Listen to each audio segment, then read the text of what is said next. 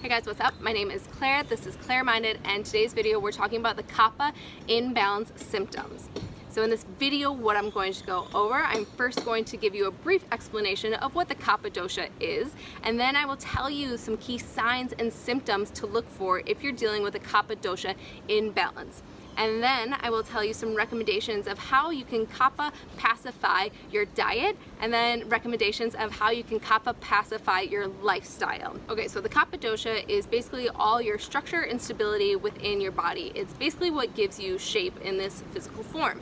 And the Kapha dosha, it's made up of earth and water. So when you think of those elements, what do you think? Their qualities that come with it are very heavy, they're cold, they're moist, they're very stable, static. They're not going anywhere. Water and earth are very heavy. So this translates into a Kapha body type, which is generally someone with a bit of a thicker structure, stronger bones, a little thicker face, rounded shapes. Mentally, a Kapha dosha is going to have a lot of sweet qualities. They're going to be caring people, a lot of dependable kind of reliancy, and they're going to be stubborn when they're a little bit out of balance. Kapha dosha rules your lymphatic system and also your muscle growth and physical structure.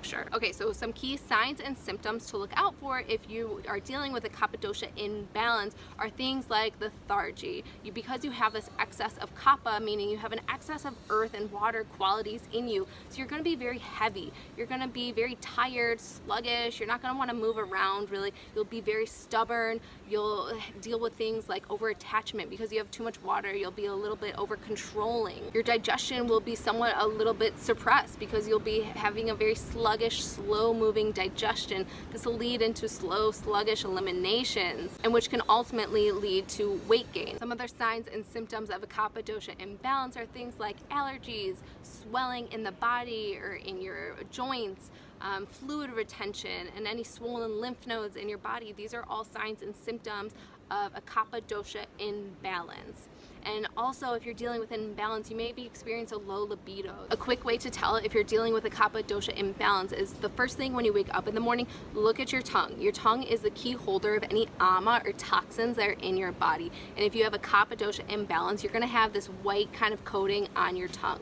So before you drink some water, brush your teeth, before you do anything in the morning, just stick out your tongue and see what is on it. If there's a white coating, that's a sign that you're dealing with a Kapha dosha imbalance. Okay, so some recommendations of how to pacify your diet if you have a Kapha dosha imbalance. You're going to want to focus on the bitter, the pungent, and astringent taste. These tastes all have more air-like qualities, so they're more likely to bring you up. If you have that too much excess of Kapha in the body, you're too grounded, you're too heavy, you're too watery. So you want to balance that by bringing in the bitter, the pungent, and the astringent taste to help lift you back up. So some things that you can eat, some foods, herbs, and spices are pretty much any of the legumes. Those are super airy, they'll bring you back up. Leafy greens are really good for a Kapha dosha imbalance.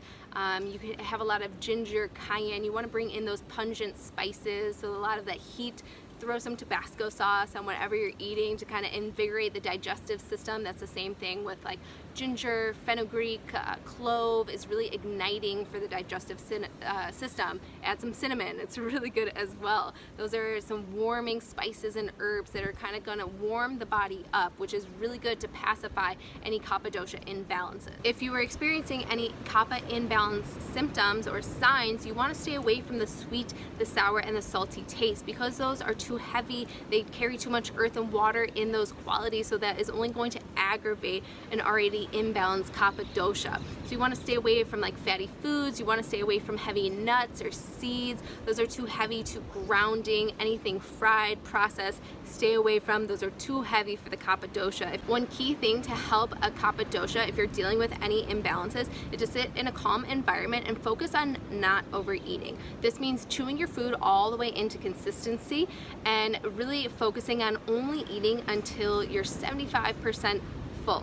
Kapha doshas have a tendency to overeat, and especially if you're dealing with an imbalance, you're not as in tune to your body as you normally would be. So you'll have the tendency to overeat. So this is something to really be cautious of if you're dealing with any signs or symptoms of Kapha dosha imbalance. So So be cautious of not overeating. Put your fork down. That encourages you to chew all the way into consistency. Close your eyes, savor the tastes in your mouth, and chew it all the way before you swallow, and take note if you're actually still hungry or if you're just eating for pleasure. There's a bit of a difference, and it's hard to tell sometimes, but really come back in tune with your body, and that is going to help aid in any imbalance sign or symptoms of the Kapha dosha if you're experiencing them. So some recommendations if you're looking to Kapha pacify your lifestyle.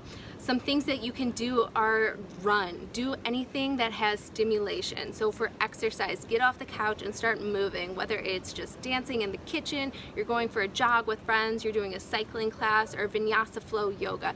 Anything that creates a lot of stimulation and movement is awesome for the Kapha dosha.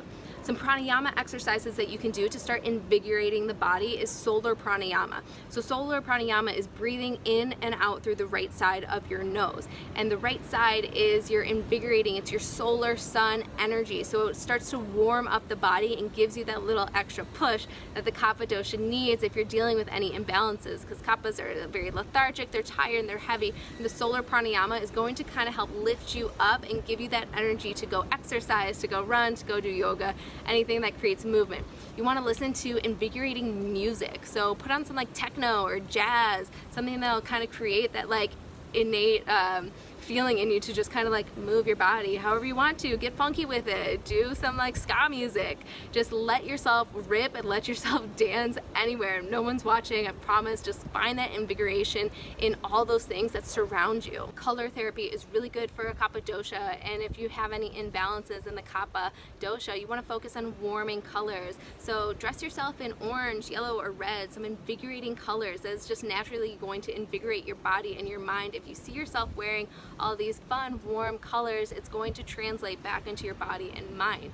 You can use essential oils in a diffuser, or using another oil and just dabbing it on your skin, anything that's invigorating. So think lemon, orange, some igniting flavors of peppermint, things that are going to invigorate the body. And one of the best practices if you're dealing with a Kapha dosha imbalance is using a neti pot.